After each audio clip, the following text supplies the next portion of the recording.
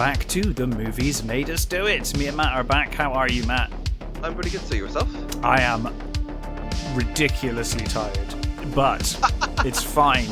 I might just need you to prod me a few times during this one. But, okay. We will manage. We will manage. So today, of course, we are talking about Manhunter. We are indeed. A film that I have not seen enough. If I'm honest, 1986. Okay. I've seen it a couple of times. It's not a film I've watched a lot. Okay. So it was a real joy for me because the thing is, when you suggested it, I was like, I know it's a great movie because I remember loving it every time I've seen it. I just haven't seen it that much. So I really looked forward to watching it. And it was an absolute pleasure rewatching this one. And I also watched Red Dragon this week.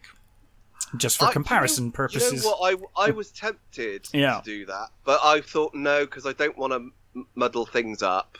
I don't want to sort of muddy the waters. Yeah. The only thing I remember liking about Red Dragon is the initial encounter between Lecter and Will in Red Dragon. The encounter between Lecter and Will is great. I also think, if I'm being perfectly honest, I think Red Dragon does do a better job with the relationship between the blind lady.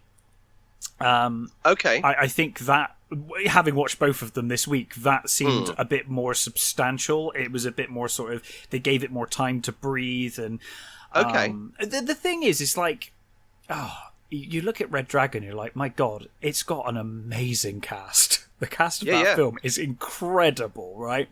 But I think Manhunter does. Manhunter absolutely does. But it's one of those things where it's like you look at it on paper and you're like, wow, Red Dragon should be amazing. Red Dragon's got the more showy cast. It does. It's the more known cast. Yeah, but then you watch it and you're like, it's fine. It's like without sounding, I don't want to sound like negative about him, because he's done some good stuff, but Brett Ratner is a director. He is like the most okay director, isn't he? He just does like average stuff. It's fine. He just makes fine things. He's a journeyman type. He's not bad. He's not.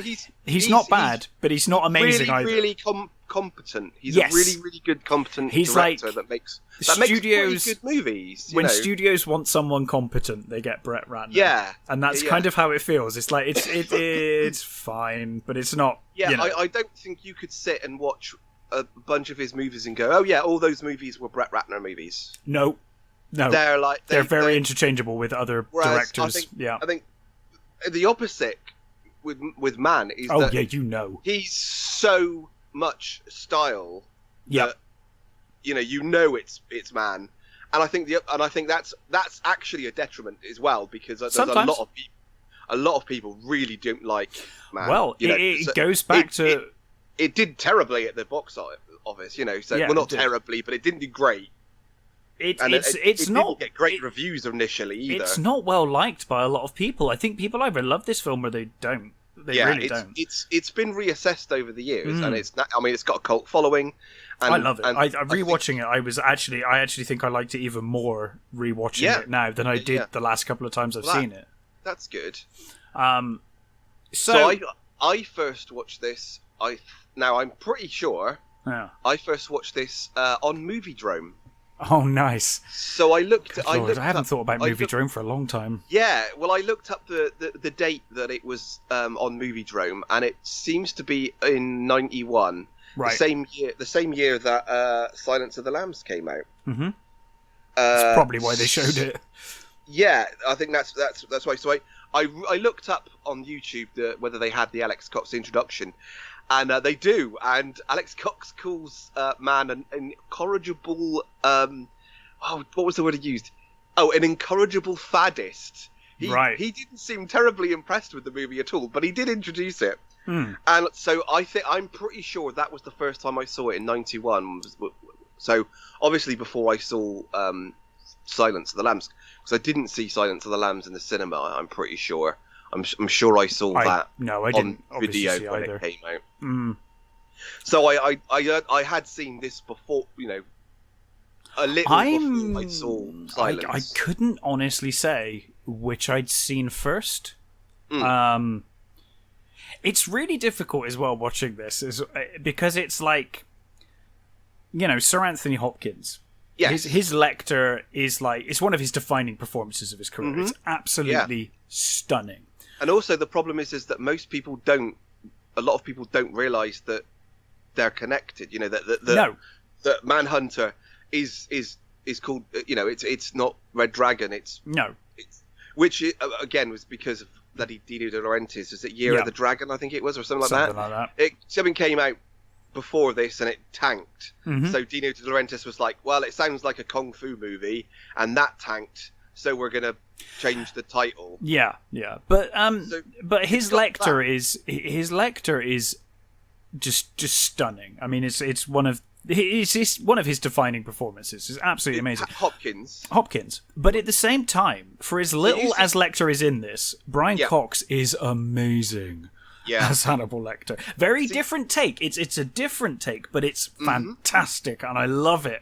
Like, I love it just as much. Like, I wish I could have seen all of the films with him in it. Like Michael Mann's take on all the films, and then I think that it would have been such it's so different. It would have been, and that's the thing. We could there would have been room in the world for both. Because I think as you see the difference between the differences between the Lecters isn't just in the characterization. It's to do with how they're presented and how they're... Because when you see Lecter in this movie, he's in this stark white room. He's led on the bed, facing away from you. And in Silence, it's like a fucking horror movie. It's full really on is. Castle dungeon, like grotty stonework, like grubby cells. It's entirely different. It's got, Lecter is almost like waiting for her to arrive. Yeah. And he's Hopkins's Lecter is full on camp, over the top. Oh yeah. Like villain. Whereas Brian plays it almost way more believable. Like he's like a dude. He plays it like a guy. A normal guy who's clearly clever, and he based it on what was the guy's name? Samuel Manuel. He was a Scottish serial killer in the 50s who basically when they caught him, he defended himself and he had sort of no sort of moral compunctions. So and Cox saw that and thought that's who is. And if you look at the pictures of this guy, he kind of looks a bit like Cox, the way Cox had his hair put, done. And I think with Cox, what gets me with Cox's Lecter is the look in his eyes. He's just got this look in his eyes, and it is like, I believe you're a psychopath. Like, you genuinely, and not in the way like you said, because Hopkins, as wonderful a performance as that is, it is very over the top and cartoonish in a way.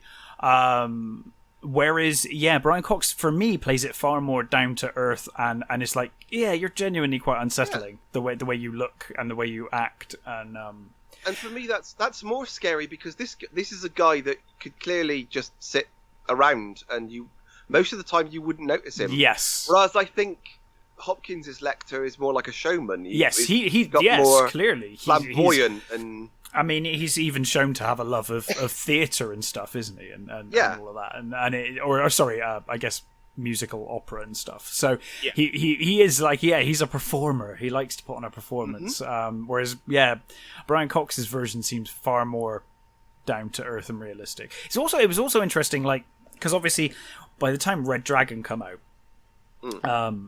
Hannibal Lecter is like a household name, and it was a huge thing. So Hannibal Lecter appears a lot more in Red Dragon than he does in Manhunter. Like, oh god, they keep going back to him, and there's multiple visits back to Lecter. Whereas Lecter only turns up a couple of times in this. Like, it's not very often. I think he's only really in it one or two scenes. Really, three scenes. There's one where when he goes to see him. Yeah, I mean, like, substantial. One where he has the phone call. He makes the phone call to Will's psychiatrist's office, and then there's the bit later on where Will talks to him in his hotel room. Yes. on the phone. So it's basically three scenes, I think, made it really. Yeah. And yeah, I mean, I don't think it's to a detriment to the film, because not I think at all. It gives it just enough. I think it makes an endearing enough presence. It does, and the thing is that from Manhunter, I think this is the issue, is that from Manhunter, the story's not about Hannibal Lecter. No. The story's about the Tooth Fairy, and Hannibal Lecter is a past case who Will Graham consults with, briefly to kind of catch this guy, and then there's some briefly more to get his head back, isn't it? Yeah, to get his head back, and also obviously he wants to give him the case, to be like, can you look over the case? Can you help with this?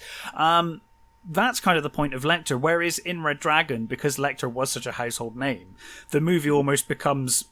It's like there's too much Lecter in this. It's like it's not really about Lecter. It's about Ralph Fiennes, Tooth Fairy. I think I've only seen Red Dragon all the way through once. I think I think this week's the first time I've watched it all the way through, if I'm honest. I do remember it being a lot more the Lecter show than it's a fine. It's not a bad movie. No, I don't think it was a bad movie. The biggest problem with it, to be honest, no, it doesn't compare to this. Although in some ways it shouldn't, because they're very different in style. And the other biggest problem, obviously, which everyone said at the time, is that Anthony Hopkins was too old to be playing pre-Silence of the Lambs Lecter, and it really shows. Like, it's like, come on, dude, like, really? Yeah. But anyway, should we go through this one? Well, before that, did you ever watch Hannibal? No, but I hear it's really good. Or at least it started really good. It starts really good. It starts amazingly. The first sort of season or so is so good. Mads Mikkelsen is a lot more restrained. Mads is perfect. He's like, that's perfect casting to me. As soon as I heard that casting, I was like, yep, that's good. That's good. And the Will character is a lot more, at times, unhinged. Right. Because when the main thing in that series, which is kind of cool but does get old quite quickly sometimes, is Will literally sees these visions. He has these visions, and he sees literally puts himself in the murderer's position, and you see him doing like the crime, as it were, as the murderer. So at first it's like, oh, this is really fucking good, but it does get old quite quickly. It does feel gimmicky after a while. Yeah, sure. But I would say I didn't finish the last season, so for me it kind of lost its way towards the end. A lot of series do. I mostly enjoyed it. A lot of series do. I remember thinking the same about Bates Motel. I loved Bates Motel when it started, and then it just went to crap. Was the same thing. That had a really great strong start, then it sort of. I'm not sure they knew how to finish it. That's the problem, isn't it? It's like you started off really strong, but it was almost like you just didn't know where you were going with it. It just kind of fell off. So you have to get to a certain point where you're at the movie. Yes. Don't you? You have to get to that point. So you really do. You have a goal, but I'm not sure they really knew how to get there. No. It certainly seemed that way anyway. Anyway, we're here to talk about Manhunter, and let's do that, shall we? Let's do it. So, I guess as we open, we're introduced to Will Graham. I think it's on the beach, isn't it? Is it the beach scene that opens this film? Yeah, it's Will and it's Jack. Yes, Will and Jack, and again, that's the thing about Michael Mann. He absolutely loves his frames. Yes, the framing's wonderful. Is framed almost every scene is framed by a window or bars, or all the furniture meets intersections with the characters in such a way that it completely frames them. I love the way Mann does that. I think it's fantastic. Other people think it's massively gimmicky and they don't like it. I love his visual direction, and I really like in this film. I actually really like the set design, the colors. His colours are amazing. He does have actual genuine reasons for the colour he chooses. Oh yeah, so for instance, when Will and his wife are together in a little bit, not quite far from this bit actually. he uses blues, like sort of these warm blue pastel blues to sort of like to invoke the mood. And when with Dollarhide and stuff, there's sickly greens and purples are used. It's he has a whole plan for everything he does. He's a very thoughtful director. He takes his time with his planning. Yeah, and it really does show. But in any case, yes, Will is meeting with Jack Crawford, and basically Jack is trying to persuade. They're sat on this sort of tree. Log? That's it. Yeah, it's like a log on the beach, and Jack puts. They're sat a distance away. They're not sat properly together. They're sat a distance on this log, which again is quite symbolic of where they stand in exactly. this on this case, or on the idea of him coming back. They're quite one is very reluctant, the other one's like, we gotta catch this guy, let's do this. Yeah, and Jack has his hand on these photographs in the middle of the log between them, and he's saying, if you don't want to look, I understand, and all that sort of stuff. And it's you can tell Jack is being ridiculously manipulative here. Yeah, he knows, but Will knows that he's being manipulative as well. Exactly. Will knows exactly what he's doing. Because I believe later on, Will actually says, like, in fact, he does it. It's when it's coming down to the wire later on, and he's like, we need to give up now. Will's like, no, you manipulated me into this because you knew I wouldn't give up. So, like, you put me in this position. You manipulated this. We're going to see this through now. Exactly. And so he's got the photos there, and obviously, like, Will doesn't want to see the photos, but he kind of feels like he's like, he has to. Yeah. It's like he doesn't want to, but he has to. No. And so basically, there's this new serial killer case. Will has a history of dealing with serial killers. I think he took down one with he killed one, and he got injured taking down the second sort of big one, which was Lecter, right? Which was Lecter, yeah. So he basically, I think Will kind of feels like I think Will knows that he's best suited to do this. Like, he probably is the best person for the job. He's worried about his family, but of course Jack promises, like, your family will never be harmed. I promise. It won't be a problem. Yeah, we'll keep it away from them. Okay. And I love the scene. Like, then it goes to it's Jack and Will's wife. Yeah. And again, the framing on this one is they're sat in the house. Yeah. Looking out through this window, and they're both on these two chairs. They're both a big gap between them, and the sort of the window frames look like bars between them. They look like they're separated. And she says to him, like, you said you promised you wouldn't do it. You were supposed to be his friend. Yeah. And he says, I am his friend. He says, but I need. He says, I kind of need him. I'll keep him away from it as much as I can. And you just sort of think, how the fuck are you going to do that? Is like that is impossible. There's no way you're going to be able to keep him away from it because you know what he's going to be like. Now we do learn that Jack's not lying in what he said, because they've realised that the Tooth Fairy's been attacking on full moons, wasn't it? I think, or something to do with the lunar cycle. Every full moon he's been. So he's just attacked, and now they know that they've basically got a month to find him before he kills again. Like, if we don't get him now, he's sure to do it again on the next full moon. So. Or at least that's his pattern to date. So his back's up against it, and he thinks Will's the best person. So he promises Will, he promises his wife that, you'll be out of harm's way. There's no physical, harm, no risk of harm. Yeah. So Graham... And you also get that lovely little scene with his son as well, and them on the beach, making the frames for the turtle eggs to stop, predators coming to take the turtle eggs. And it's a nice sort of little, like, he just talking to his son, saying that, he's got to go away, sort of thing. And I think the scenes with the son are really, really good. I really like the scene later on with the shameless product placement everywhere. No, that's brilliant, isn't it? But it's a really good scene. I mean, it's such a fantastic. It's like scene. You get distracted because you're like, there's like Twix and Coke or whatever in the background. Yeah, it's Nestle, isn't it? It's like Nestle, and yeah. But at the same time, it's a wonderfully acted scene by both the child and William Peterson. Really, really good. So I'm not sure that Graham even necessarily agrees to do the case at this point. He agrees to look at the crime scene. He's like, I'll go look at it. Like, that's as far as I'll go. So of course he goes and visits the crime scene in Atlanta, and we see, and I guess this is what they did.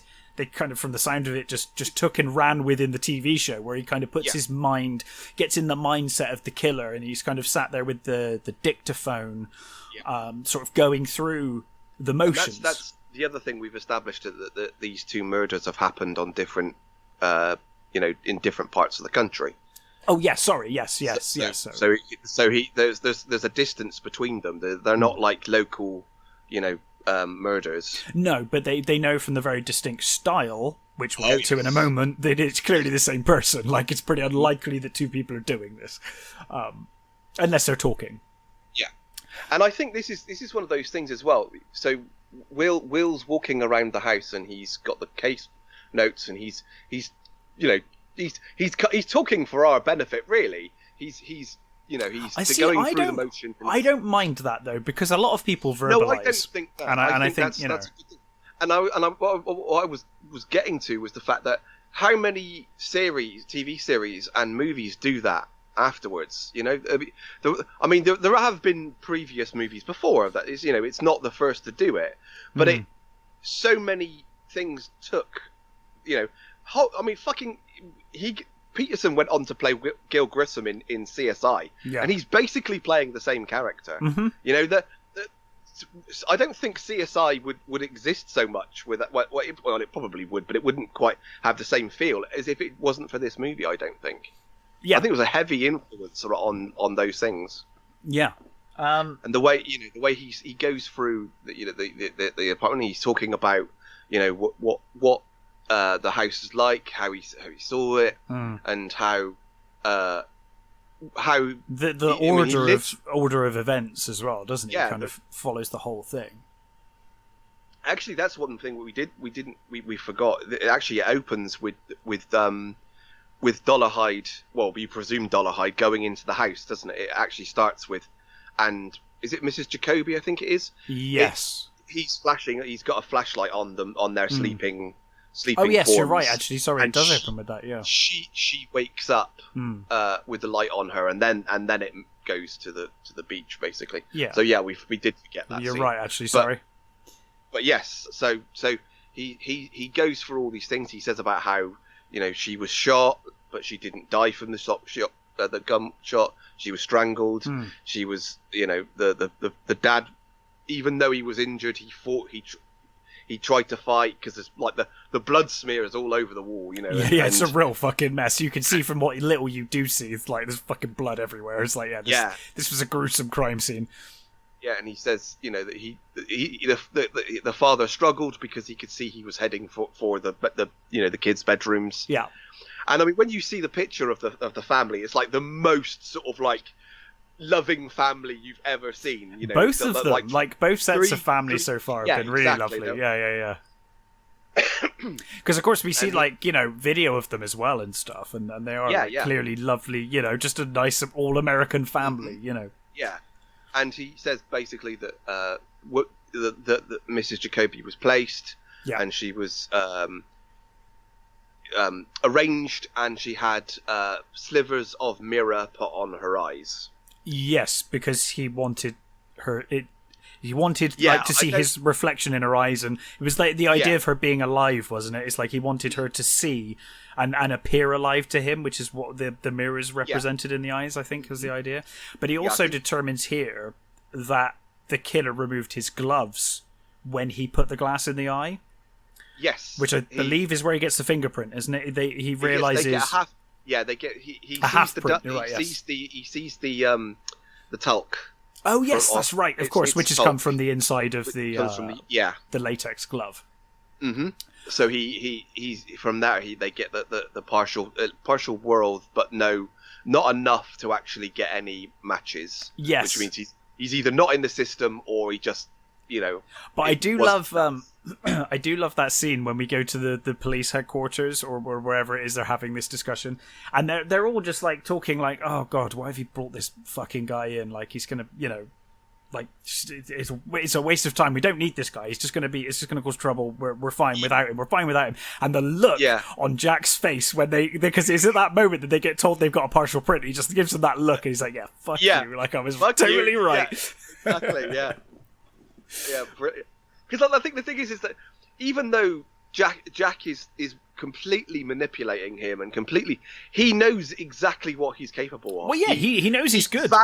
He knows that there's pretty much no fucking way they're going to get him without Will. No, yeah, because Will's one of these people that can put his mind into the mindset of the killer and track him down. Yeah. Yeah.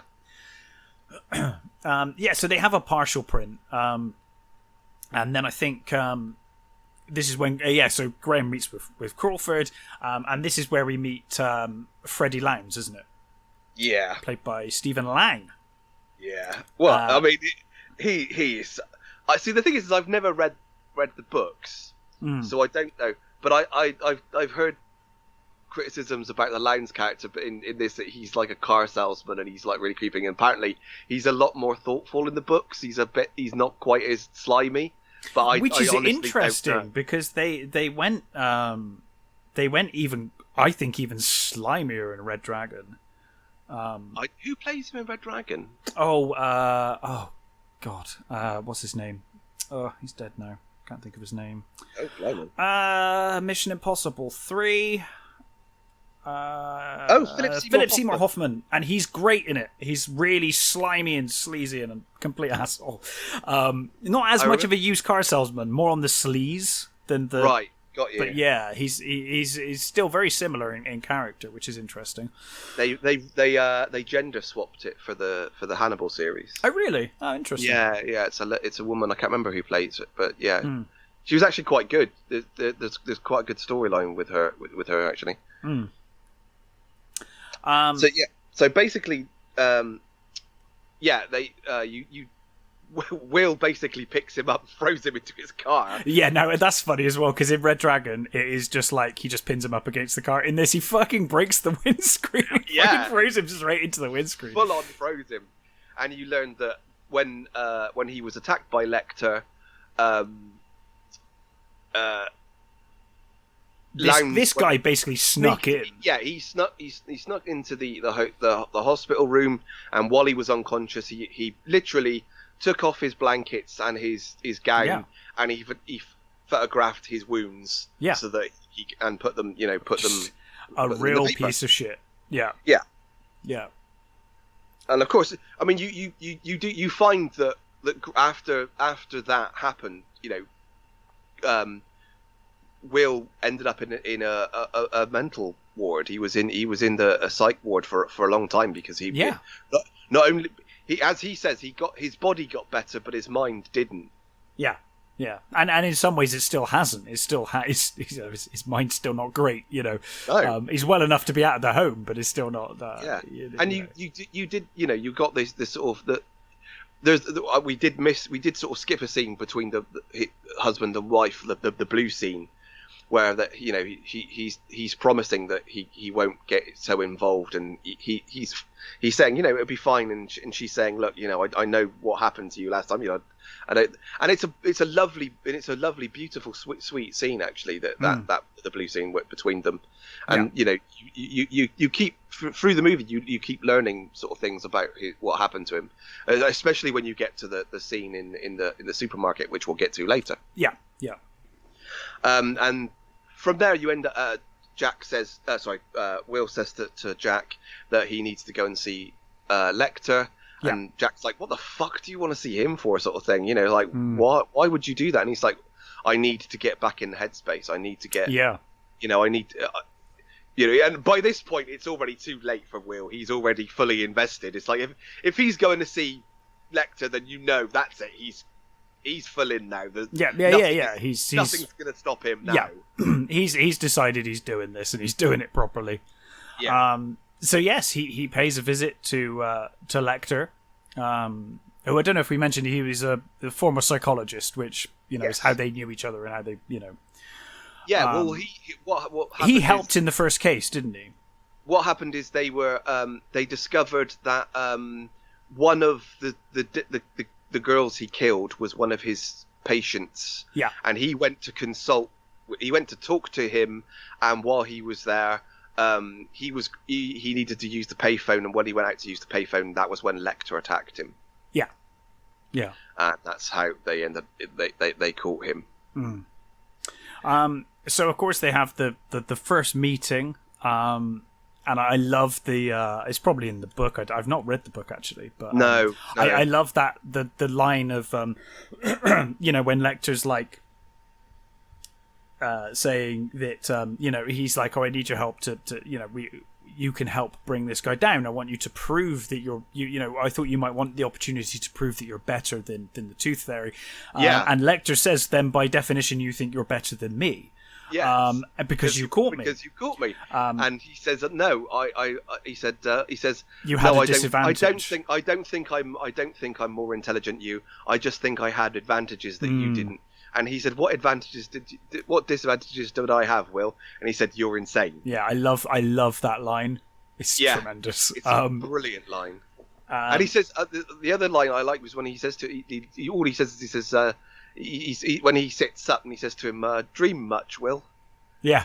And it's the way he says these things. It's just simple, matter-of-fact little statements. It's not. There's very little emotion in it. It's very calm and collected and matter of fact. Whereas almost. I think Hopkins would have made a big speech of that. He would have made a big thing of it. The big. The one thing that's always pissed me off about the Hannibal Lecter speech in Silence of the Lambs is the way he says Chianti. What the fuck is that about? Why does he say Chianti like that? It's so weird. Sorry, just a little pet peeve. No, that's fair enough. I don't know. But this scene is so amazingly framed. You've got great. There's this amazing bit where Will is sat on the chair opposite the bars, which is it's not just bars, it's glass as well. Yeah, which you don't notice at first. I really like that as well. It is. You don't notice it until the guard comes in. That's it, and you see the reflection of the guard. His reflection in the thing, and Will is. I love the way Will is. He's like he's scanning his cell. Yeah, and the camera pans over, and you get to the there's like a sink with like his wash things in it, but there's a weird purple light coming from it. Mm-hmm. Like there's some sort of weird experiment going on in his sink. Yeah. So it's a really weird thing, and you just sort of scan over all his books and all the meticulous, little things that he's got along there, and you come along to sort of like, and you can see Will sort of taking it all in and observing it, but you can also see the how uncomfortable he is doing this. Yeah. Yeah. And I also love the way that when you flip between the two, whenever you flip from Will to Lecter, the camera is in exactly the same place. Yes. On either side of the bars, they're framed exactly in the opposite direction. I love the way he sets it up. There's a great angle as well when he comes through the door. It's a high angle, like in the corner of the room, looking down on Will as he comes through. It's a brilliantly filmed scene. Really, really beautiful. Yeah, it's brilliantly filmed and brilliantly acted as well. Yeah. I should mention as well, one thing I was going to say, slightly off topic. In fact, do you want to finish what you were going to say first? I was just going to say, I love the way that Lecter says things about like Will's choice of aftershave and how it's like, it's the choice of a child. Choice of a child, yeah. He's calculating, even as he's sort of in the cell. He's still, They're doing exactly, they're doing to each other. Yeah, exactly. They're both working on each other. Why they're here? What the scope? What? Where they stand? How they can get over?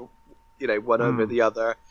And I like the way that he sort of goes to leave and saying I don't. Yeah, and he says, no. He says, I'll see. I'll have a look. He says, you haven't threatened to take away my books yet. Yes. As well. Yeah. Because obviously he's got quite a few books and stuff, and obviously I guess that's the first place the guards go when they want him to do something. They're like, threatening to take away his books. Hasn't he doesn't he say that he read a paper that he'd written? Yes. He says, I read your paper on. I can't remember what it is now.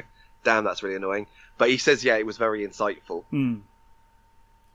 And you get he goes through the file and looks and stuff, and he says about this is a very shy boy, Will. And he says about he mentions the moonlight, and he mentions how he says blood. He goes were there big gardens? He says because he probably wanted to go out into the back garden, naked and see in the blood moonlight. And just black appears very. Blood appears very black in the moonlight. Light. And Will says, "Thank you. That's a very interesting thought." And Lecter says, "No, he says you already knew this. You said you already thought of this yourself. Yeah. You didn't come here to get my opinion.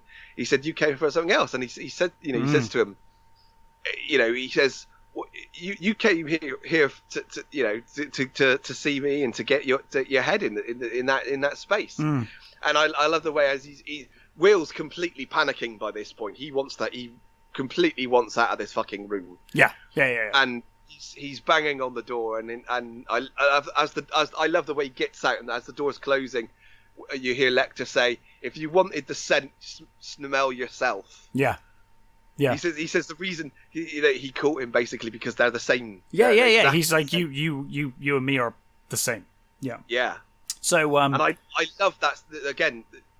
This leads into the scene of him running down those corridors. Yeah. Those beautifully angled corridors. And he goes out into the front. That's the is it the high art museum in Atlanta, Georgia? I've no idea where it is actually. Yeah, it's a museum. It's an art museum in Atlanta, Georgia. It's been used in a number of different things, like usually for weird sort of sci-fi buildings and stuff. Yeah. But he's clearly distressed and obviously distraught.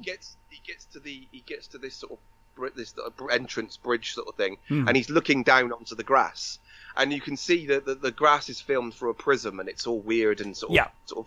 And he unbuttons his shirt and takes his loosens his tie, and you get it all goes back into focus and stuff. But you get that you're in his headspace. You're seeing his panic, his blind panic. Yes. And of course, he's not alone.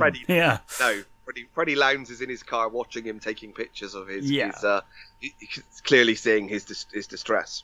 Yes, and obviously knowing who he's just visited, where he's been. I was going to say, I was just going to say that one of the things I really love about this film, especially in conjunction with some of the, as you've mentioned, the visuals, some of the weirder visuals, the weirder colors, the color choice, is the music. It's got such a dreamlike quality to it. It's like a really weird kind of dreamy, almost Italian sounding. It's amazing. There were times when it sounds like Blade Runner. There's times when it sounds like Blade Runner, but a lot of it as well sounds very dreamlike to me. Although Blade Runner sounds quite dreamlike in places. Yeah. But yeah, I love that kind of melancholy, kind of dreamlike. I do think, though, that sometimes the music does date it. Oh, for sure. I mean, to be honest, the set designs date it quite a lot as well. Yeah. But I think this is a prime example of a great 80s movie. Definitely. I think a lot of people who watch it now, say, "Oh, it's so dated and it's so cliched." And it's like, yeah, but you're missing the fact that when it was done, it wasn't that. Yeah, it's set in that time as well. Yeah. Exactly, it wasn't cliched back then. But that's the same as people watching. My fiance watched Rocky for the first time with me on like Boxing Day and was just like, "Oh God, it's really hard to watch this." I was like, "Yeah, I get it. If you've never watched Rocky before, you've seen Rocky like 5 million times already. By the time you see it, it feels like it's just that story again and again." But it's like when this was done, though, this was a first. It's only now that you look back on it and you're like, "Oh yeah, of course," because everyone's ripped it off. So yeah, I think sometimes the music can be slightly intrusive, but I think overall it sets the tone so well. Yeah, it does. It's really, I mean, you could almost say it's completely manipulative on some level. Yeah, for sure. Is. So, I'm trying to think now. I believe that I can't remember. Does Graham go to Alabama next to the first crime scene, or do we get the Lecter tapping the phone thing? I can't remember what order this happens. Because I know it's reasonably near the start that Lecter does the phone thing to get Graham's address, and I can't remember where that's placed in here. Oh man, I only watched it last night. I know, I watched it a couple of days ago, but I can't remember which way round it is. But let's go with the tree bit first. Okay, so he visits the first crime scene, doesn't he? Which was in Alabama. And this is a really interesting scene. So he basically comes to the conclusion that he must have been, I think it's something to do with the doors, isn't it? He's like, he must have been watching for a long time, and doesn't the door change and he wasn't prepared for the change of the door or something like that? You don't find that out till later. Right, okay.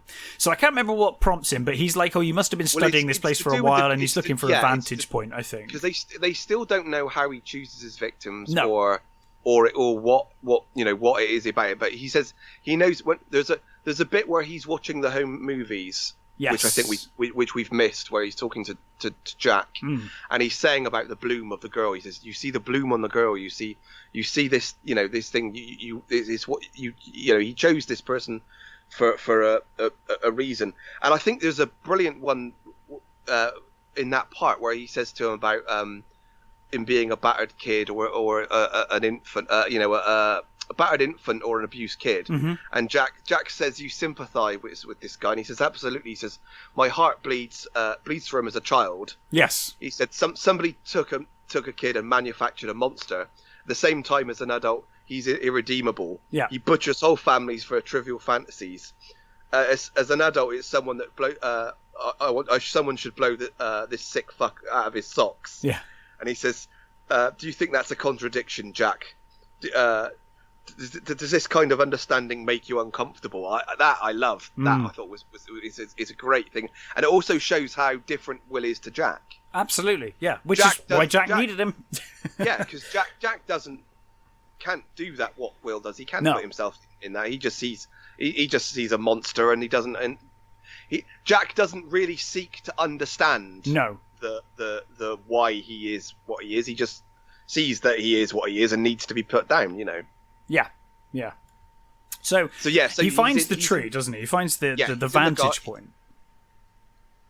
Sorry, that's all right. Yeah, it's the things with the garden. I think because of something Lecter said about the garden. So he goes out to the garden, and he finds the tree that he was using, and he climbs up into this tree, and he sees that the branches were cut away, and again, you get that sort of thing where he's doing the inner monologue thing. He's reading, what he sees.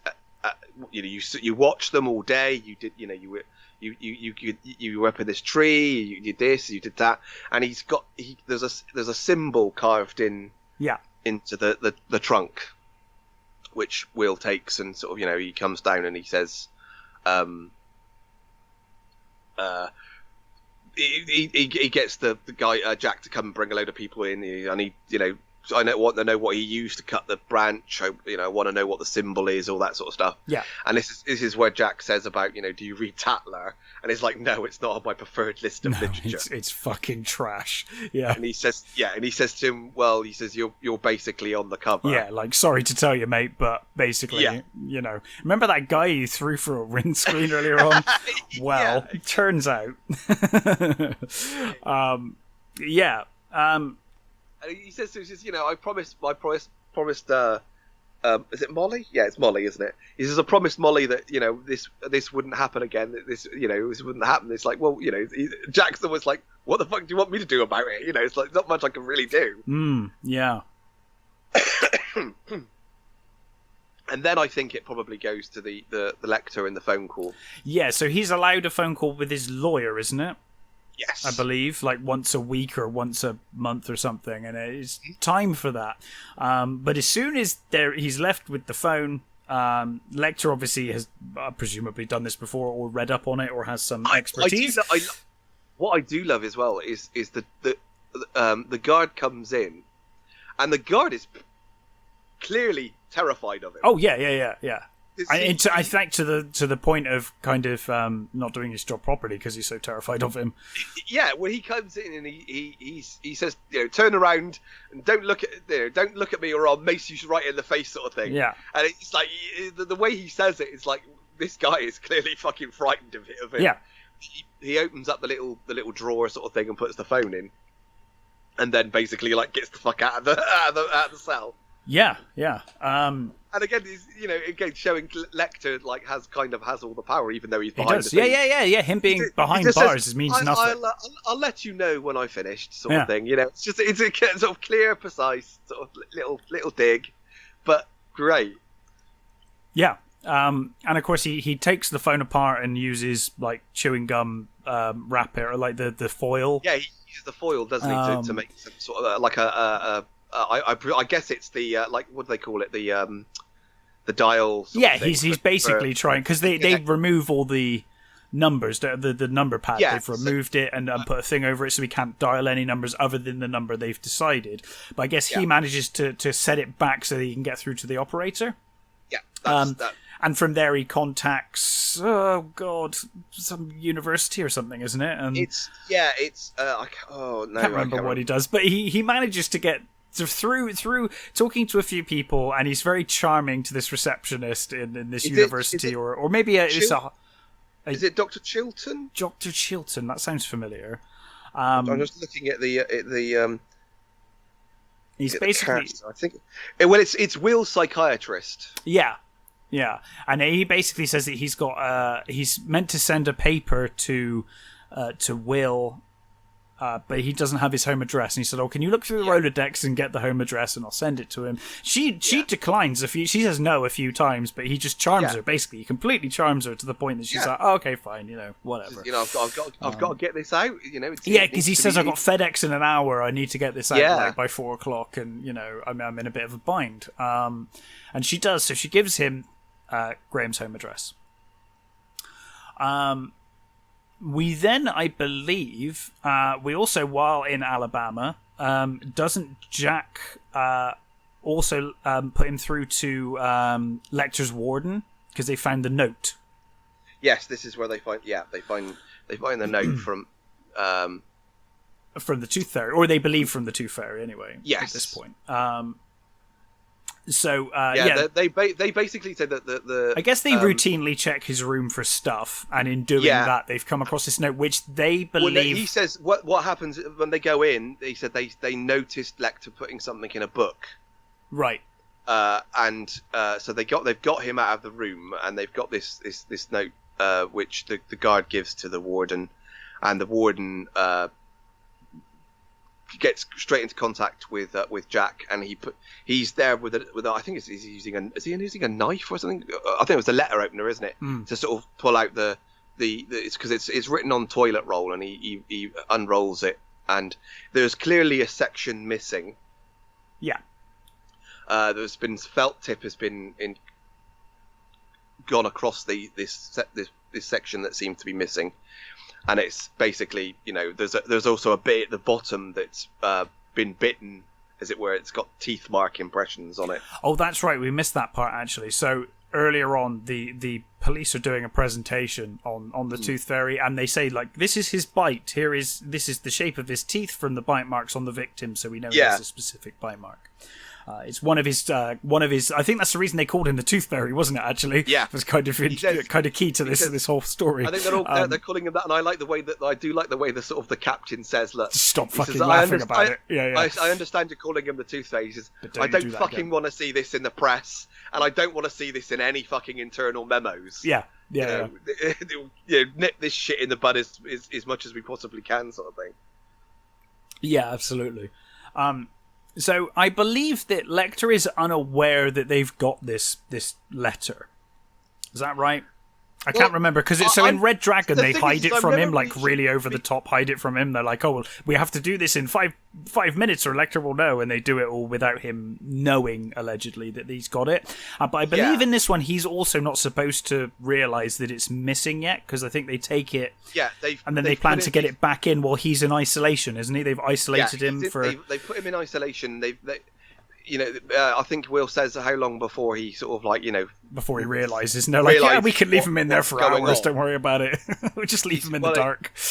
He says, I think he says that they leave him in there for a certain amount of time. I think it's a couple of hours. I think, isn't it? It's a while. It was like I was like, Jesus, that's quite a long time to be like locked up in isolation. Yeah, but, So there's a bit of a ticking clock, and like you said, they're using like metal material, metal prongs and things to kind of manipulate this toilet paper so as not to put fingerprints or grease or anything like that on it. They're trying to kind of maintain it as best as possible, and it appears that Lecter's removed a part of it.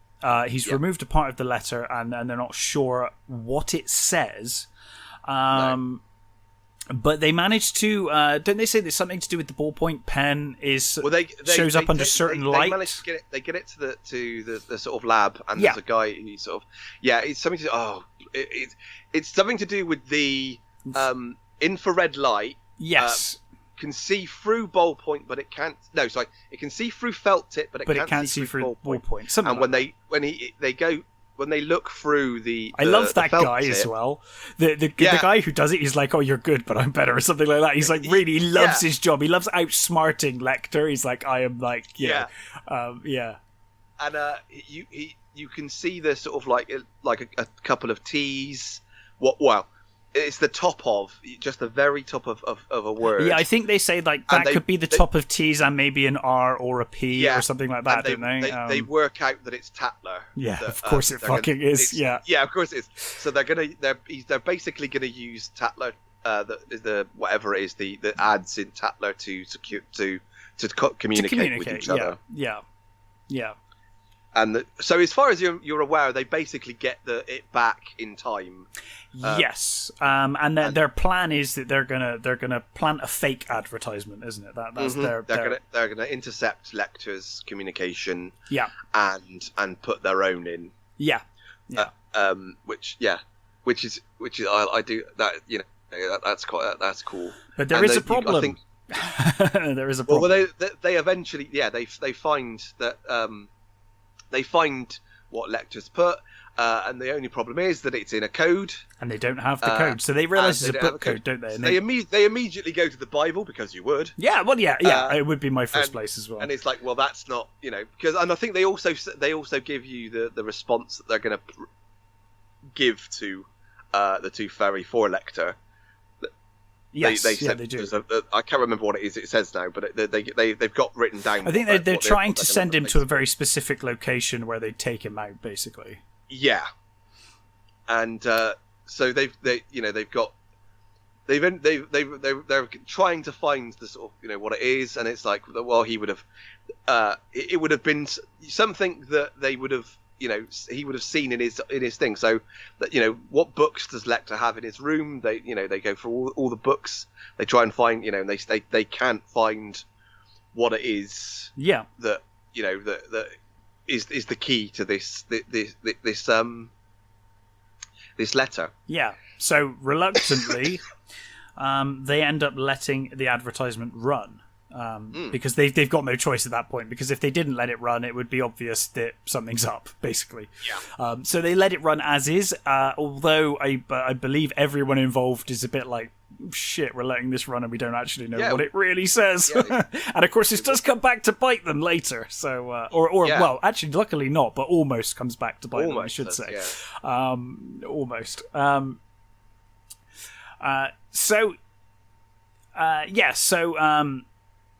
I believe then, because of this, they decide to pretty much goad the Tooth Fairy and kind of get him angry.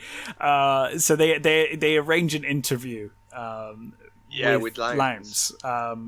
Who, God, he's so slimy in this fucking scene. I hate him really so much. You just feel like Will just wants to punch the shit out of him. Like, wouldn't blame him if he did. I only just realised that it's that Freddie Lounds is Stephen Lang. Yeah, Stephen Lang. Yeah. I didn't. I guess I've never really made the connection between him and, like, you know, and old Stephen Lang. like full on. We're so used to Stephen Lang being. Yeah, Lang. totally. Like, I guess that I'd never put the two together until now. Because it's just such a weird. It's just such a strange transformation, isn't it? This. He's just such a badass now. So yeah, he gets. I mean, Will is completely, like, does not want to be in the room with this fucker. Well, nor would you after what he'd done to him. You know, absolutely not. But you can also see that Lowndes is completely, like, he's loving it. He loves it. He completely loves that he's got, like, you know, he kind of has power over them because it's the bit when he demands. They need him, you know. Yeah, and then when he demands the photo with him with his arm around him and stuff, because he knows he can see how pissed off he is, and he's just playing up to it, like, as much as he can. And they basically, Will uses what he knows of the Tooth Fairy from the way he moved the bodies and things, and what he did with the dad, and then they basically suggest that he's gay and that he's a pervert and ugly. They because I think they've worked out they worked out earlier, or Lecter worked out earlier, that he must have some kind of facial defect of some kind that they can exploit as well. So they make fun of his appearance, they make fun of his sexuality, because isn't there a thing? Isn't there something? Oh, there's something that Will picks up at the crime scene that makes him think he was trying to prove he wasn't gay or show that he wasn't homosexual. It was to do with the father. I think it was he was replacing his pants. That's right. Yeah. So there's something to suggest that he's homophobic, or at least determined to prove that he isn't gay. He's It's you know, maybe, you know, I don't know, it's of a religion or something where he's like, you know, no, it's not, you know. I'm not that. So, of course, they push all the buttons in this interview. And they make sure that they get a photo with, like, Will's... of like, the background out of Will's apartment, don't they? And they're like, well, we want it out of focus, but just enough in focus so that you can figure out where it is. Like, it can't look intentional, but at the same time, we want him to figure out where this place is. Yeah. And again, you know, with the frame thing, that window, that sort of the arched window that they're stood in front of, it's like how framing is that? It's the thing with his you know, the way he sets up these rooms. Yeah. You know, everything pushes onto these, you know, these characters. It's all heading to where, you know, to them. I mean, the picture that they take of him, where he, like you said, he's got his arm round him, and Will's not even really looking at the camera, but Lowndes has got this big leer on his face, and it's like sleazy fucker, little prick. Yeah, absolutely. Well, it won't be long before he gets his comeuppance. So I believe sometime later, Will is walking at night, isn't he? And we get this poor guy. This poor guy is just out for a run or something. He starts running towards Will because he's just running in that direction, I guess. And there's this massive sting operation. And of course, Will grabs him first. And this guy thinks he's trying to mug him. So this guy's like, what are you doing? And then I love it because money. Sorry? He puts his wallet out and goes, just take the money. Just take the money. But then all these police turn up, and I love this guy because the police, like, come up to him and start, like, obviously trying to arrest him. And he's like, what are you doing? That guy was trying to mug me. It's like, wait, why aren't you catching that guy? You should be catching that guy. Doesn't he say, what you standing still for? It's like... Yeah, because they let him walk. They let Will just walk away, because Will just walks off. And then he's like, you're the police. Why aren't you stopping this guy? He just tried to mug me. Like, what are you doing? You do feel sorry for that poor bastard. Yeah. But of course, the Tooth Fairy has seen the article. Yeah. And he kidnaps Lowndes. Yeah, he didn't go where they wanted him to. He ends up going for Lowndes instead. Yeah. Basically, he's outsmarted them, effectively. Yeah. And of course, Lowndes wakes up to the William Blake slideshow, or what starts as a William Blake slideshow anyway. And we see the Great Red Dragon paintings. And the way he says he says to him, "Do you know who I am?" He says, "I don't want to know who you are." And he says to him, "Look at me." He says, "If you don't look at me, I'm gonna staple your eyelids open." He says, "Oh yeah, I'll staple your eyelids to the top of your forehead or something like that, isn't it?" It's pretty horrendous. It's like, oh Jesus, okay. And then of course he starts going through the photos of the victims, and you don't really see much, but it's him talking through it, and he's like, here's this person, and here's this person starting to change, and here's this person change, and you can just see from the look on Stephen Lang's face that it's just like, oh my god, this is horrendous. Like, this is just awful. And of course then he's forced to record a statement about, like, well, how great the Tooth Fairy is, and that he's he's none of what they've said, and you owe me all, and I love the and when he reveals himself to him, he's got this, he has the stocking over his face, sort of like distorting his features, and you cannot distort that man's features. No, it's not possible. He's actually, I look, he's stood there with his hand pointing to heaven, and he stood like a religious portrait. He stood with that sort of, you see pictures of like Jesus or the saints, the sky, they have there's a lot of Renaissance paintings where they have it, him pointing to the sky, whoever is pointing to the sky, and he's there like that, so kind of getting him. Showing him all these like the Blake imaging and of the dragon and all that sort of stuff, so that he gets what's going on. It's more, it's a religious thing. It's a bigger thing than you understand. You fucking worm. It's like as he says, you are an ant in the afterbirth. That's a great line. So good. Like, God, this scene is like this next scene is so horrific, but it's just kind of funny at the same time. It shouldn't be funny, but I find it funny because there's this poor guy just working this fucking car park. Before we get to that bit, we've got he says to him, will you let me go now? I've done. Oh yeah. And he says, you promised to tell the truth, and he says, yeah, and the Tooth Fairy goes over to a mantelpiece, and there's a little glass box that he opens. Of course, up, and this is where we realise he has fake teeth. He's not using his real teeth, so we don't know. No. So the police don't know. They think they've got his bite radius, and they can figure out it's this guy with this certain kind of bite. They're wrong.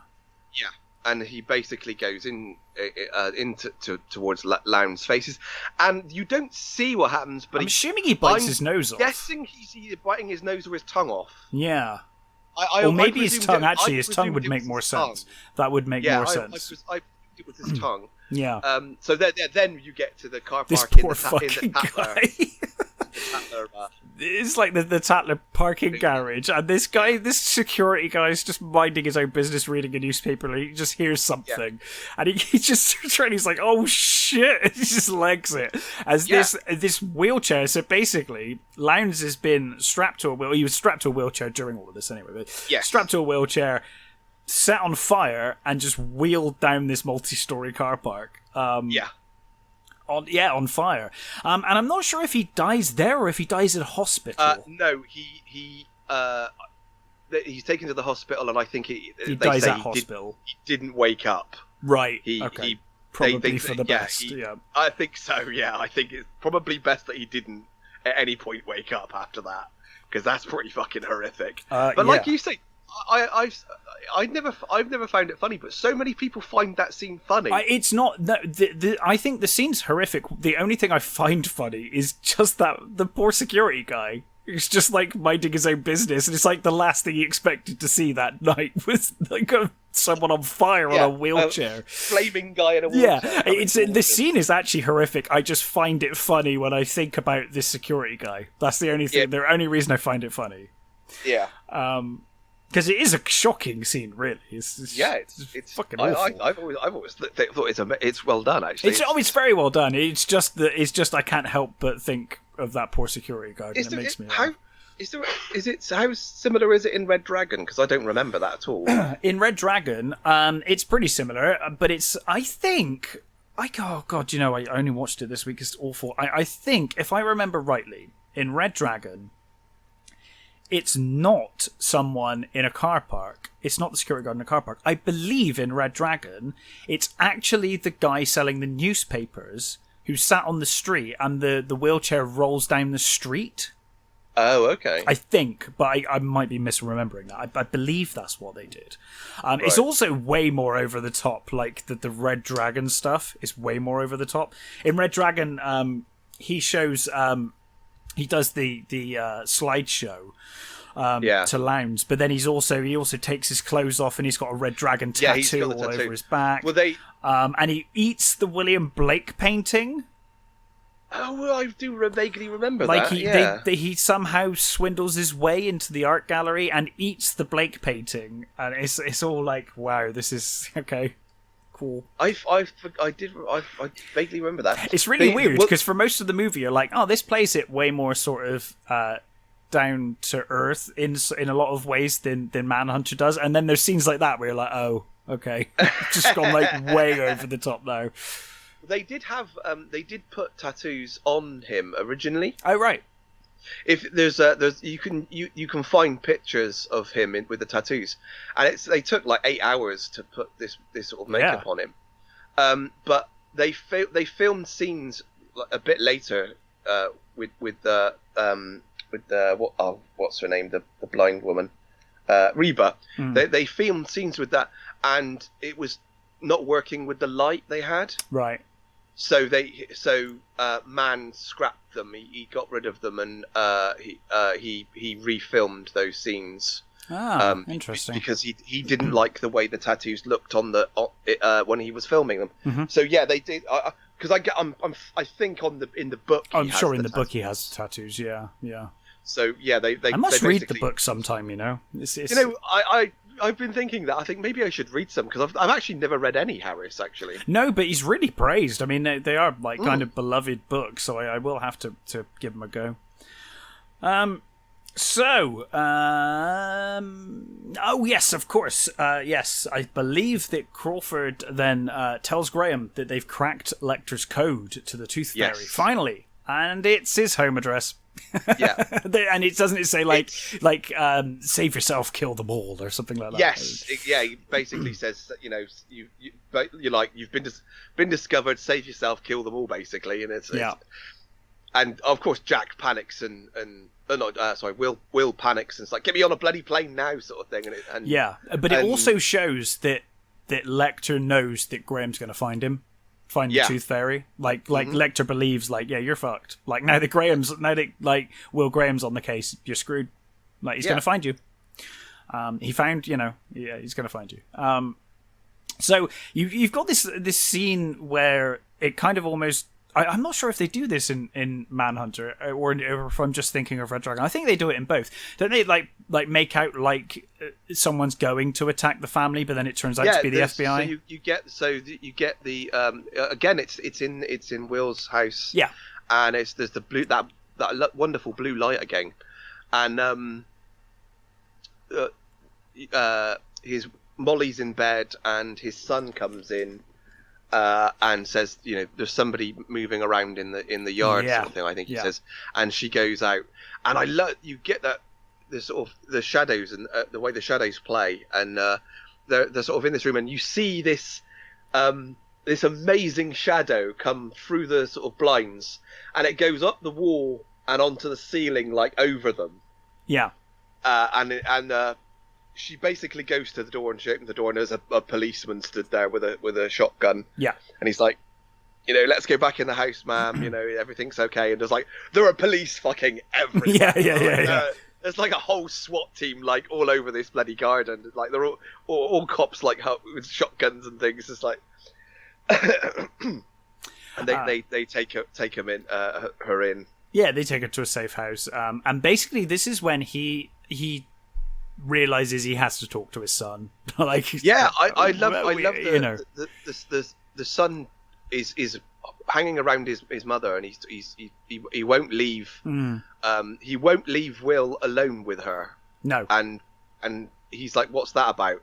And she says, well, he hasn't left me since this happened, all this sort of stuff. And she says, did he see the newspaper? And he says, yeah. He says he wants to talk to you about it. And I love the Will says, good for him. I love the way that I think the relationship that family has it's a really good. I think it's a really believable relationship. You believe that this, he even though he's damaged, he's got this family that he thinks he's brought the kid up well enough that he's protecting his mother from him because he's unsure of his dad, and he's and he's impressed that his son is protecting his mother and acting that way, doing what he thinks is best for his mother. So we get this wonderful scene in the supermarket.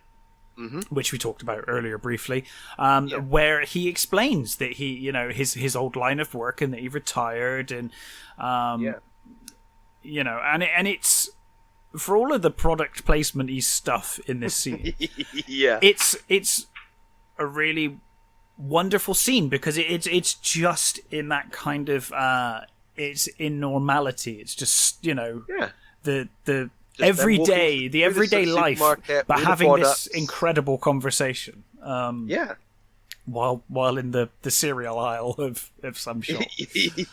I love the way that the kids sort of asking him questions about what happened, why he attacked you, and they're talking about Lecter, and he says, well, he did bad things, and he says to him, how did he kill these people? And he just says in very bad ways, basically. Says, one good. It just he never says like evil or anything like that, but he just says just bad, really, really bad, and not I love the way that there's like these pauses between the sort of answers, and then you can see the kid like literally thinking about what his dad said, and then.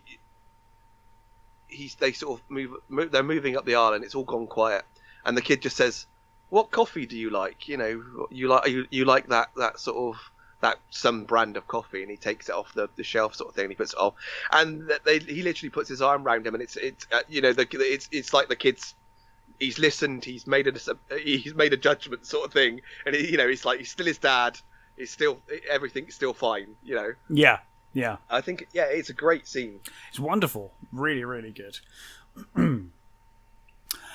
So I think this is the first time we realize as the audience anyway, what the Tooth Fairy does for a job. Or at least we get a hint at it. So he works at the St. Louis Film Lab. And we also realise that his name is Francis Dollarhide, because I think until then he's just the Tooth Fairy, isn't it? I don't think we have his name. No. And basically he enters a dark room, and this is another scene where it's like, Jesus, like, this is so much better. This scene is so much better than the Red Dragon scene. This scene, when he goes in the dark room, it's really fucking dark. And you're like, I can believe that you can't see anything. In Red Dragon, he enters that room, Ralph Fiennes, who does a fine job, by the way. Ralph Fiennes is great in that movie. But he enters that room, and it's that cinema dark, film dark. Oh, right, gotcha. And it's ridiculous, because she's giving him these, like, she's like, take 4 steps forward, and then you'll go onto tile, and when you reach tile, take 2 steps to your left, and you'll find a chair. And it's like I know she's blind, but she's obviously giving him instructions as if it's so dark he won't be able to see, and it's clear you can see everything because it's like only cinema dark. In this movie, you're like, no, it is pitch black. He enters and it's like, it's pitch black. He can't see a bloody thing. But what I also like about this is when you first see him, I think he's like sat in a cafe or something, isn't he? He's sat and he's approached by this woman, and she taps him and says that whoever it is wants to. There's some sort of problem with the film, wasn't there? I can't remember what it was, but they fixed it, and he has to go and see this person who's found the problem. But I love the way that even he's huge. Tom Noonan is, I think he's like 6'4" or something, 6'3". They make him even taller in this. He's huge. But I love the way that even with how huge he is, and there's this little woman talking to him, he's really timid. He's pulling back from her. He's even though he's looming over her like some sort of troll, you can see that he's not comfortable in the same space as this woman. Not at all. And I love the way that when you said, when he goes into the room and she says to him, that if you feel along the wall, there's a stool, and he sits down, and when the door opens and that guy comes in again, he leaps up like like a frightened rabbit almost, because you can clearly see he's not comfortable in his own skin, despite the fact that he's this huge intimidating presence. He's not. He obviously feels like quite a small person. Yeah, he does, and he's obviously, when the FBI, or when they ran the story on the Tooth Fairy to push his buttons about his appearance, they were clearly fucking right. They hit the right buttons. He's very insecure. He's got a cleft palate, hasn't he? That's right. Now in Red Dragon, she actually picks up on that. Being blind, I can't remember if she does in this. She does in this, does she? Oh, great. Okay, well, we'll get to that in a minute. She says you. She can hear that he's got a cleft. He's had palate work. Yeah, she can hear it. Says he avoids certain words or something, or certain synonyms or something. I can't remember what it is. She says you avoid certain things when you speak, but you're very direct. She says, which is what I like. And she says she worked for I think it was like a school for children who have. Like cleft palates and disabilities or something, and she says she'll probably go back to it one day. So she does pick up on the fact that he has a cleft palate. Yeah. So of course she's blind. It's quite clear pretty early on in this conversation. She can't see. Wonderful performance, by the way. Joan Allen. Yeah, really good. Who for me is always her most memorable role. For me is always John Travolta's wife in Face Off. Yeah, of course. Anyone that was in much bigger movies than that, but that's the movie anyone that I remember her most from. Yeah, I mean, anyone that was in Face Off is automatically the biggest film they ever did. Is clearly Face Off, because Face Off is one of the best films ever made, obviously. We're gonna have to do Face Off. We would be here. We will definitely have to do Face Off one day. It is honestly one of the best bad movies ever made. It's fucking absolutely. Amazing. It's so funny. I'd want to do that one with a couple of beers, though. If we did that, I might have to get some beers in to discuss that one. I think that might be a watch along. Oh yeah, I'd watch along with a couple of beers. That sounds like a good plan. So she's blind, and he ends up offering her a lift. And she declines it first, but he's like, no, it would make me happy, because she thinks that people are giving her lifts out of pity. Because they feel sorry for her because she's blind. He says like, no, like, take a lift with me because I would like that. It would benefit me if I could give you a lift. I'm not doing you a favor. I want this. I want this to happen. So she agrees. She also says to him, I can I touch your face because I'd like to see if you're smiling or not. Yeah, that's great. And he kind of backs away. He's like terrified. The shot of the shot of him. He's sort of slightly to the side, and his face is down, and he's sort of scowling at her. Yeah. And she reaches up to sort of to touch him, and I think for a second you sort of think, oh, is he gonna let her? He's gonna let her do it, and then he grabs her hand. Yeah, and says, trust me, I'm smiling. He says to her, and she's not perturbed by that. You'd think somebody grabbing your hand like that would be like, oh, that was a bit. It is one of the things that I think Red Dragon did better. Is this relationship between Ralph Fiennes and I forget her name. Oh, she's a great actress. She was in Rocky Balboa. She plays the love interest in that. I forget her name, but she's a great actress anyway. But their relationship. Emily Watson. So their relationship in Red Dragon is much more fleshed out. It goes on for quite a bit longer, and it feels more natural. And you really get the feeling that if it wasn't for the fact that the Tooth Fairy is this killer, he's like clearly actually really liking this woman, and it could almost be like this could have in another world, this could have been a really nice, touching story. I think you do get that. You get it Manhunter, a little, but I think it's better handled. I do think it does feel a bit rushed in this movie. That's the problem. I think Red Dragon gives it a bit more time to breathe because it hits the same beats. Like he takes her to the tiger that's been sedated and all that stuff. It's just you get a bit more time with it. Whereas here it is like a montage of a few scenes and you know we kind of get on. So yeah, he takes her home and he takes her to he takes her to the tiger, doesn't he? To the tiger. Which I that is a great scene. Wonderful. Because what I love about that scene is the music's fantastic on that scene as well. There's that tune playing while he's doing, and she's feeling the tiger, and the vet's explaining what they're going to be capping his tooth and stuff. And I love the again, it's another great angle shot of her lying across the tiger crying, and in the corner you can see Dollarhide, who he's sort of getting pleasure out of the interaction between them, but it almost feels like it hurts him. Yeah, he doesn't. Well, it's almost like he's feeling these emotions almost for the first time, and he doesn't like it. It's like I don't know if I like what I'm feeling now, and you're right. It's almost painful to him to. Yeah. And then he takes her to his house, isn't it? Yes. They go to his house, and he's sat there watching watching the victims' videos, right? Yeah, he's watching the victims' videos, and she says, "What are you watching?" And he says, "Oh, just some homework, some homework." Yeah. Oh God, it's awful. Yeah, and it's the way he's sort of like he's looking at her while he's sort of watching. He's like, sort of like he's cutting between watching the film and watching her. Yeah, and you know he's full on sort of taking her in, and you know he says, you know, he's made her a drink and stuff, and she's just sat there drinking, and he's like full on,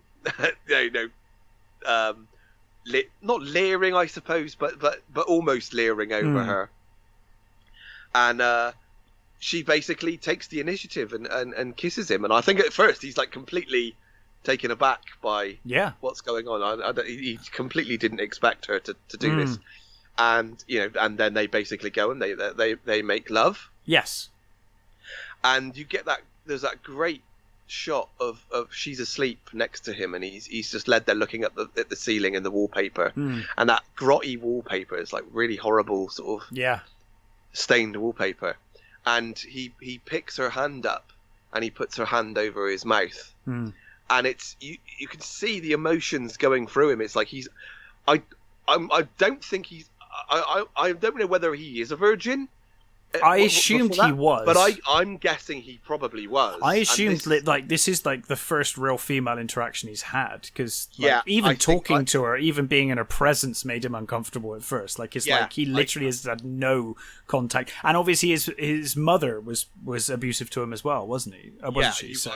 I think that's that. Yeah, I think you get that feeling. I think Red Dragon makes it explicit that is the case. So right, I'm getting like you said you weren't going to watch Red Dragon to confuse the two. I'm confusing the two. I think so. I don't think it fully establishes that his mother was abusive, but I think from what Will says about child abuse and stuff earlier on, that it's certainly implied. So. Yeah, and he starts crying. He does. Full on. He's full on crying while he's got her hand over his mouth.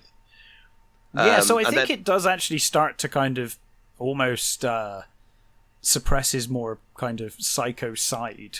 This relationship, or starts to anyway. It seems like it might, if it had continued, there might not have been any more murders. Eventually, it could have.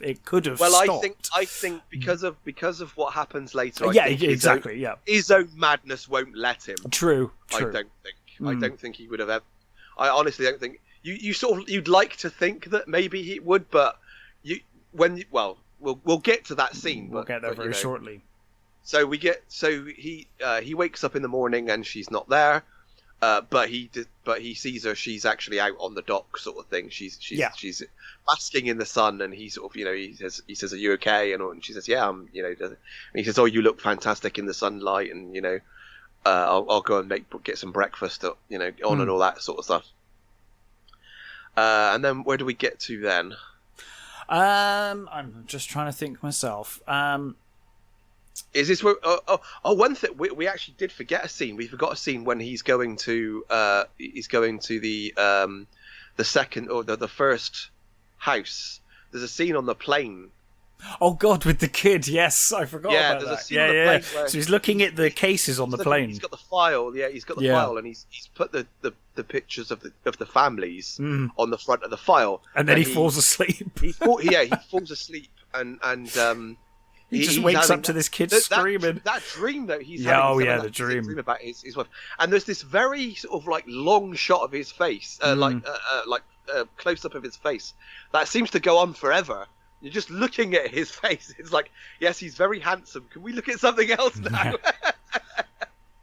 But you get the while he's sleeping, he obviously knocked the file, and the files come open, and all of the pictures of the bodies and the blood is all spread out, and the poor little girl that sat next to him. She basically wakes him up screaming to her mum, right? Yeah, she wakes up screaming, and the stewardess moves them away and closes his file, and it's like, what the fuck, Yeah. Like, and he sort of slightly feels sorry for him because he's just been like completely woken up by this. It's like he was having a moment of sort of like of happiness calm. And calm. Yeah. So yeah, I think is this where you get the I think there's a scene where he's in the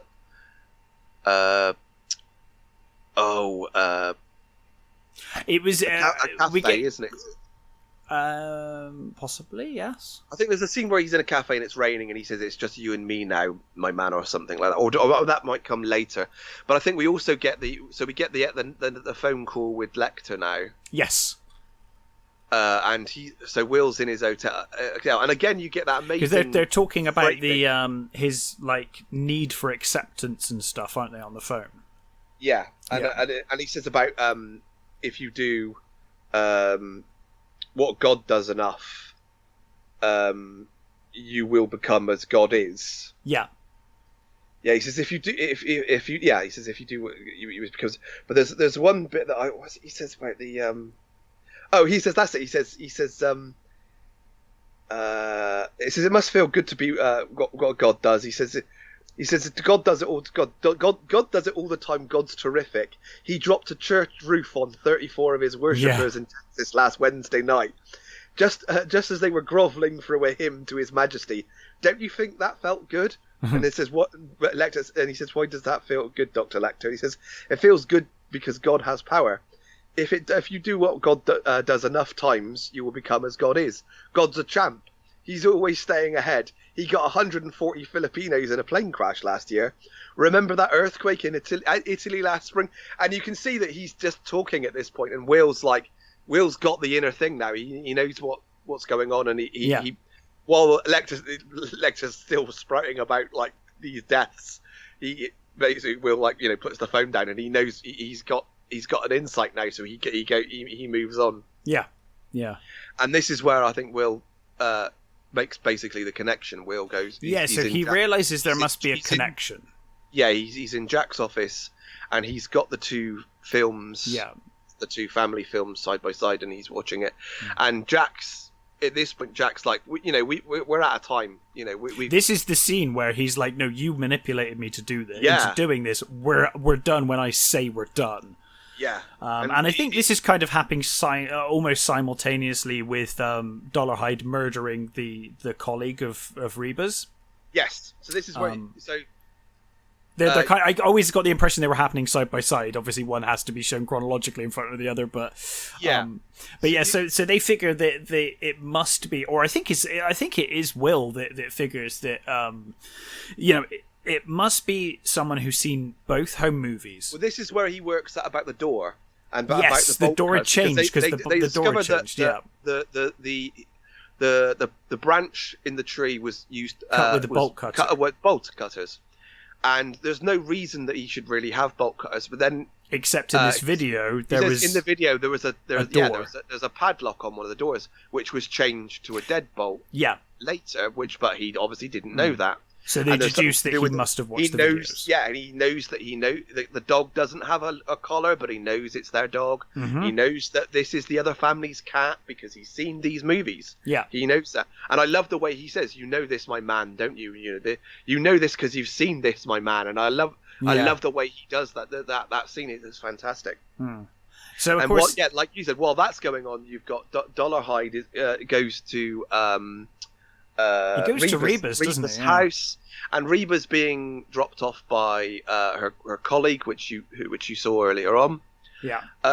And I think this is where you realise that there's no help. There's no help. Yeah, because he sees what he wants. He sees what he. I mean, he thinks they're kissing. Yeah, is what he thinks. I mean, what he's doing is he sees that there's something stuck on her. Is it her eyelash or something? She's got an eyelash in her eye, and he all he's doing is he's literally helping her out. He's taking off this whatever it is, lint or eyelash or whatever it is from her eye. But when you see what Dollarhide sees, it's framed in this almost religious glow in the way he's holding her face.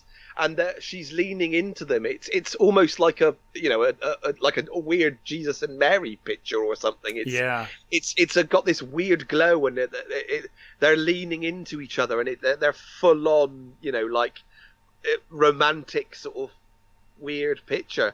And it's not that at all. It's not that. But in Dollarhide's head, that's what it is. That's what it is. Yeah. You see him. He rips the rips the front seat off, doesn't he, or something out of his car? The upholstery. The dashboard, the upholstery on the dashboard. He just tears into it. Yeah, and then he goes. The guy comes, shoots him in the face. Yeah, he basically grabs hold of him, shoots him, puts him in the, just chucks him in the bushes. And then of course goes to Reba. Goes to Reba, and most telling of all, when he abducts her, she calls him Francis, and he says, Francis is gone forever. Yeah, and that's when you know it's like we're done now. That's it. There is no more going back. If there was any doubt that Dollarhide might go the other way, it's fucked now. It's done. So we go back to Will. He figures out it must be where the films are being processed. Everything about this guy is visual. All of this, because at this point, excuse me. At this point, Will said, serial killers take trophies, but nothing they've seen was taken. There was nothing that has been taken. But now he's realizing that what he already had them. He already had the trophies. Yeah. He's got what he needed. He's got this. He's visual. He realizes that whoever it is working at this lab. Wherever they're being processed. Yeah, these home movies. They found the evidence locker or whatever it is, and he says, go to the film cases. He wants to know what the label is, and on the label says it was processed for this. The second label says it was an entirely different place, and he says no. He says that's where it was sent to. He says take off. Is there a label underneath it? So they take the label off, and it's the same place. Thing. So they know where they're going.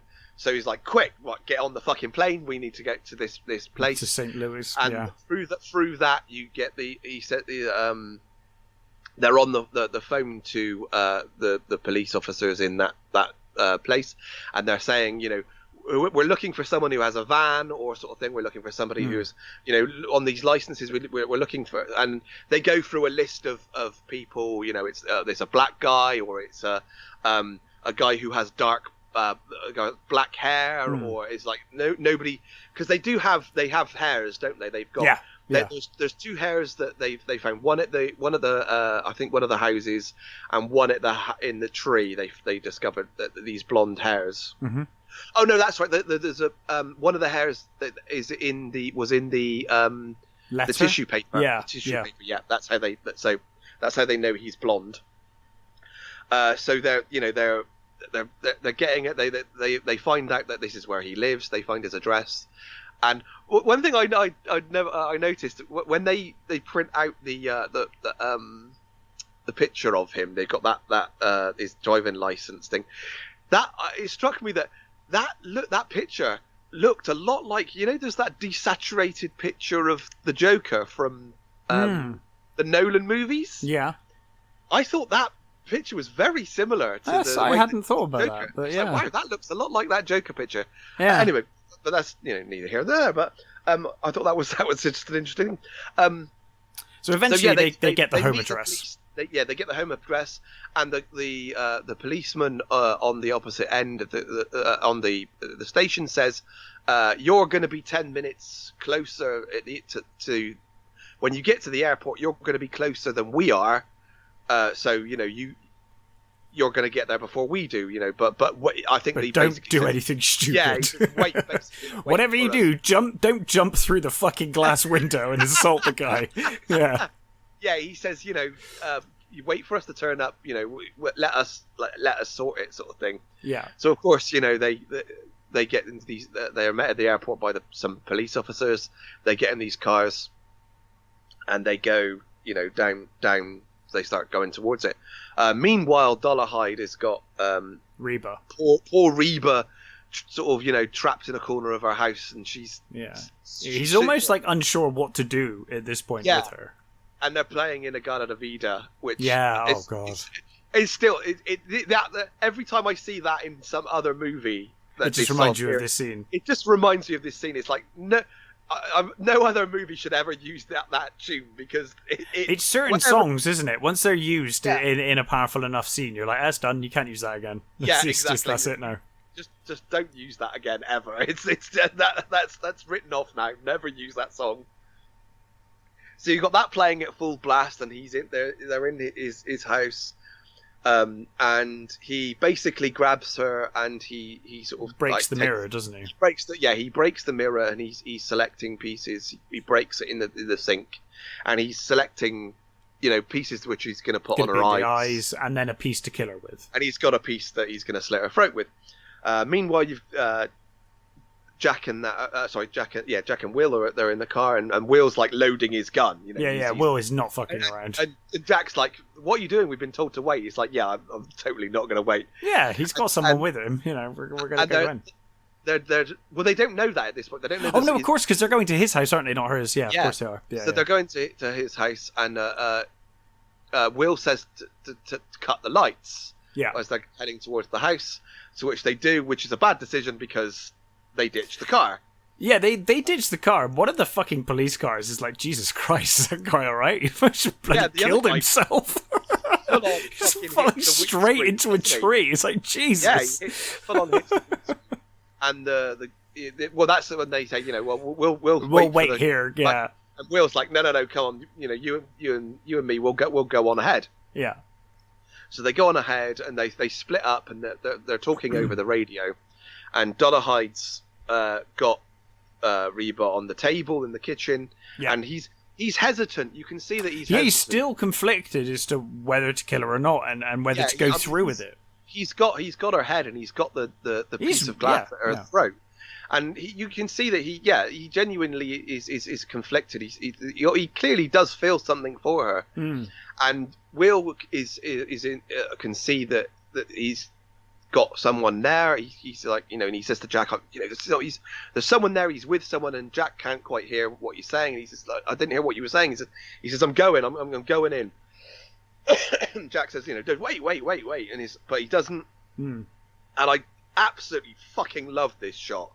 You get that amazing shot of Dolarhyde over Reba, and he looks up, and you can see Will fucking pelting it down this. I always thought it'd be funny if he just splatted into the window and just didn't go through it. It's just like, oh shit. Just banked off. Yeah. And, but no, it's an awesome shot. You're right. It's an excellent shot. Just, and I love that it's timed perfectly as well, because you got that. There's a lull in the tune. Yeah.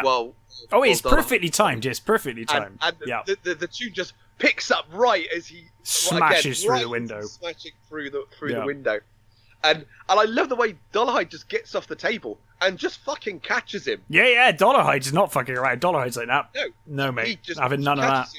He slashes his face with the piece of glass. It's great though, because it's such a hero's entrance and it's cut short so quickly. It's like, oh shit, like, oh no, no fucking around. you're not going to catch him yet. He literally just throws him into the fridge, and he's out.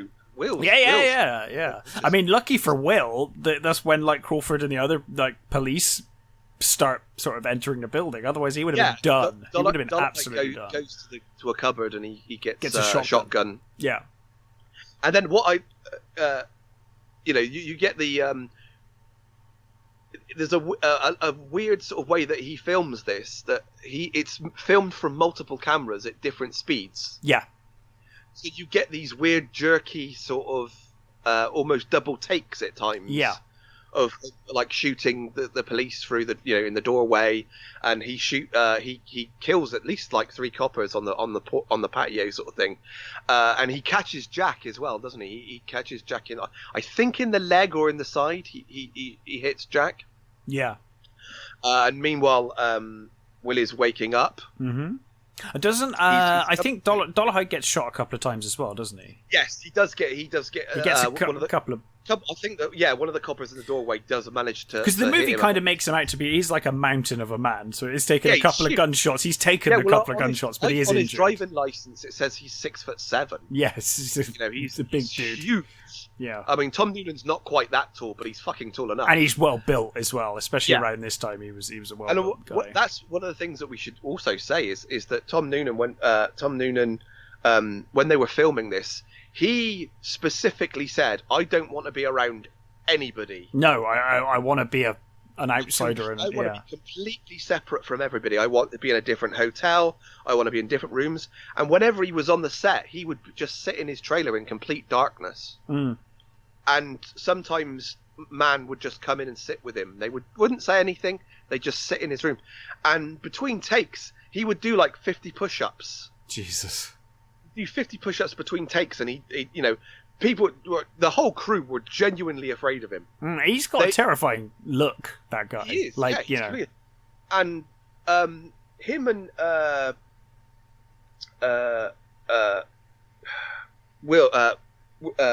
William Patterson, they didn't meet until he came through the window. Really? That's nice. They didn't meet at all. They completely stayed separate from everybody. And like I said, he was so intense about what he was doing that people believed it. And of course, also at this point of the movie as well, when they were filming this, the crew, because of Michael Mann's demands and the way he worked, the crew were exhausted and they'd gone. The effects team and everything had gone, so all of the end stuff is filmed with them sorting things out themselves. Right. Apparently, Mann was in his element because he was like figuring out how to do blood splats and because they had like people blowing blood up the walls with like straws and things, because the crew had kind of gone home. Mm-hmm. They were doing the end on their own sort of thing. So that whole end bit is just kind of, and it's great because you really can't tell. No, it's not. It's fantastic. It looks fine. It's great. And then you get Dollarhide is about to finish Will off. Yeah, he heads back to the kitchen, doesn't he, to kill Will. And Will, at this point he's conscious. He's still got his gun, and he just opens up on Dollarhide. And like I said, you get those weird like multiple shot sort of like at different speed, which has this weird sort of jerky way it's filmed, which I think is great. It looks I think it looks fantastic. And of course he kills Dollarhide. Dollarhide goes down, and Dollarhide lands on his back with his hands up in this pose, and the blood is pooling around him like the red dragon, the wings, which looks again that looks great. It's a great awesome shot. And apparently they were there so long that the blood congealed and it stuck him to the floor. So he was like stuck there while they were filming around him. And I love the way Will stands. He's clearly fucking dead, but Will's not taking any chances. No, he's not fucking around. Will's he's like full on stood over him, waiting for him to fucking move. Yeah, he's not taking any movie cliche here. He's not waiting for him to get up. If he twitches, he's gonna fucking shoot him again. Not that I'm sure he's got any bullets left, but at that point. But so then he gets Reba and he escorts her out, and the police turn up, the ambulance and that turn up. Mm-hmm. And she asks him who he is, and he says he's Will, and all that sort of stuff. Yeah. And then I love that. It's that you get the light again of the dawn coming through and stuff, because the light's changing as Will's coming through the window at one point. The light's coming up and so forth. But I love there's a scene at near the end where Will's on the jetty that Reba was on earlier on, and he's still got the gun in his hand. Yeah. And Jack sort of like limps into sort of shot, and he sort of sits. He's like behind him, but he sort of sits down. You can see he's injured, and that shot is amazing. It's a beautifully framed shot of just the light coming up and then sort of almost in shadow. Yeah. On this dock, it's a great shot. And then of course you get Jack goes home. Sorry, Will goes home for good. For Will goes home good. Yeah. And he gets the moment with his kid and the turtles, and they saved a lot of the turtles because mm-hmm. of the fence they put up and stuff, and then you get that great sort of like end shot of the sort of family. Yeah. And there you go. Yes, and that was Manhunter.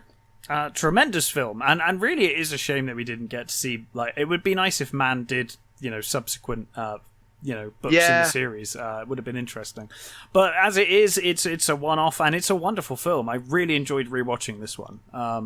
It's so stylistic, like you said, the visuals, the music, and I think that can definitely put people off. It doesn't me.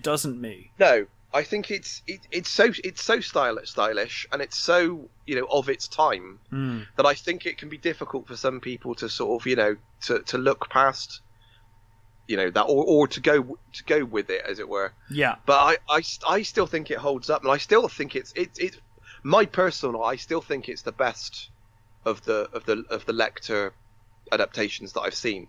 I way prefer it to Silence, and I think it's better than any of the other. I think Silence is a great movie, but I do think Silence is a great movie. I tend to agree, though. I think Manhunter is the better of them. And I certainly think, even though, like we said, even though this Lecter is only in like 3 scenes, I think he's played so much better than the over-the-top, Hopkins. But I think that's it's fine that people like Hopkins's performance. I mean, even though it's over the top, it's still a good performance. It's still, but for me, I think the subtlety of the character in this is so much better. Yeah. I think it's so much more believable that he's a genuinely scary guy, I think. Oh yeah, for sure. He plays it much more real, and I think it is scarier for it. But yeah, Manhunter, highly, highly recommended. Yeah. Next time we'll be back to our usual reviews. Mm-hmm. I've actually been to the cinema, so that'll be something to talk about, won't it? But until then, stay safe, and we'll catch you next time. Bye.